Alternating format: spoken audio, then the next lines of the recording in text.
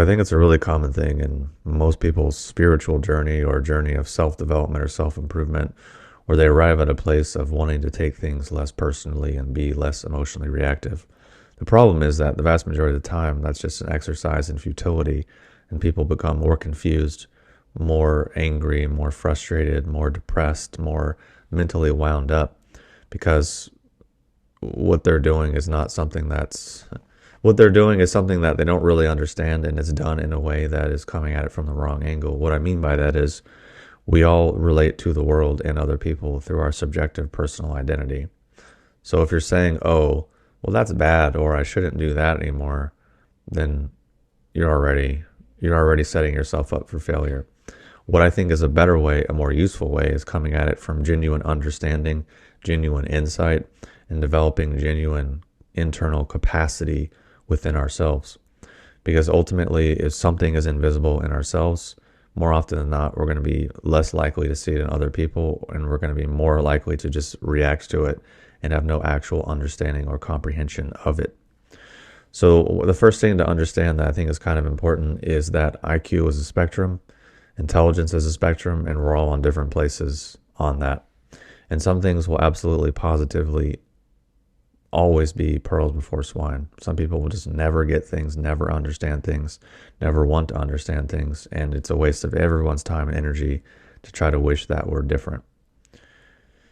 Also in America, at least statistically speaking, the majority of people are working with something like a 7th grade level of reading and comprehension, which if we're talking about communicating via language, which is what humans typically do, then obviously your ability to comprehend and understand ideas via that medium would be an indicator of obviously some degree of intelligence, or at least one flavor of intelligence or one aspect of intelligence. Obviously, there's different forms, of course. So that's something just to absolutely understand and accept. And it's important to understand and accept that usually someone else's comprehension of something is typically quite low, and they're typically just reacting to something else. So thereby, it's important to learn to listen and actually observe and inquire what is genuinely going on with someone else. And how I arrived at a lot of this stuff is through just that.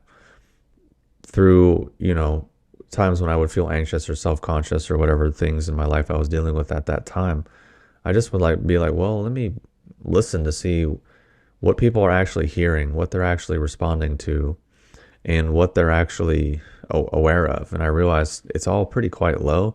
So then I'm like, why the fuck am I worrying about this stuff?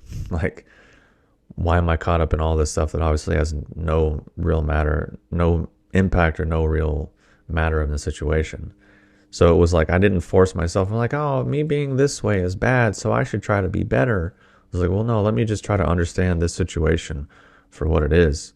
And then when I understand it more for what it is, it was like a lot easier to just be like, well, I guess I'll just do something else. Because I think that's a much better way to do it, because you're using this thing we have, which is a brain, and you're using intelligence rather than just shoulding or judging yourself or some degree of something that's pretty inefficient and useless.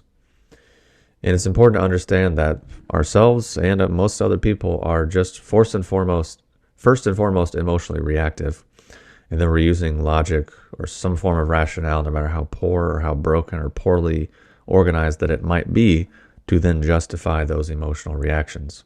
And more often than not, what someone is reacting to is how they perceive that their minimal understanding of something and their minimal comprehension of something impacts their image and self-worth.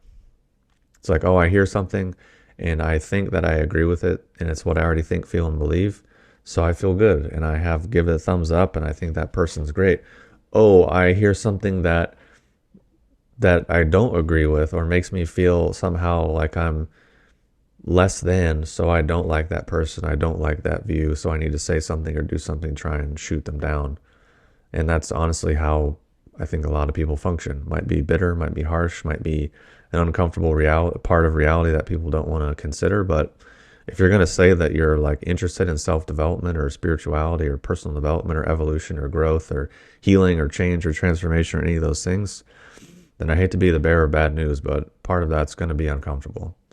I mean, I would never go to the gym and say, I'm going to get yoked, I'm going to get jacked, I'm going to get ripped, but I don't want to experience any degree of discomfort. I think the trainer's going to look at me and be like, yeah, I think you're insane, or you're just stupid, or you just have no understanding of what actually occurs here.